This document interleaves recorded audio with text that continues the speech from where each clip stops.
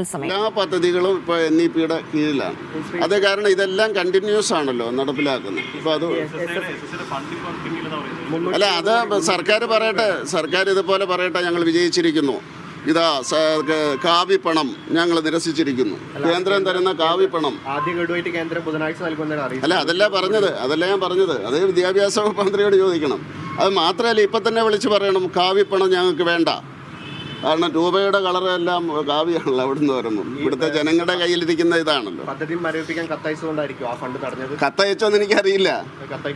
കത്തയക്കാനുള്ള തീരുമാനം അറിയിച്ച് കാണുമായിരിക്കുമല്ലോ. അത് മാത്രമല്ല, ഇതിപ്പോൾ ഗ്ലോബൽ വില്ലേജ് അല്ലേ, ഇത് കേന്ദ്ര തലത്തിൽ ചർച്ച ചെയ്തൊരു വിഷയമാണ്.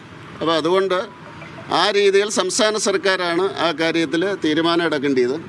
ഈ കാപട്യം ഒഴിവാക്കണം എന്നാണ് എനിക്ക് പറയാനുള്ളത്. ഈ കുട്ടികളുടെ ഭാവിയാണ്, നമ്മുടെ ഒന്നും ഭാവിയല്ല. കുട്ടികൾ ഇപ്പോൾ സ്കൂളിൽ പഠിക്കുന്ന കുട്ടികളെന്ന് പറയുന്നത് അവരൊരു 15 വർഷം കഴിയുമ്പോഴത്തെ പൗരന്മാരാണ്.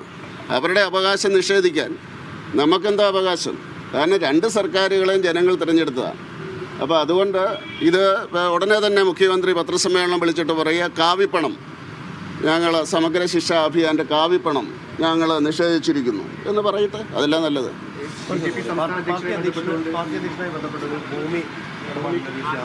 അല്ല, അതിപ്പം ലീഗലായിട്ടുണ്ട്.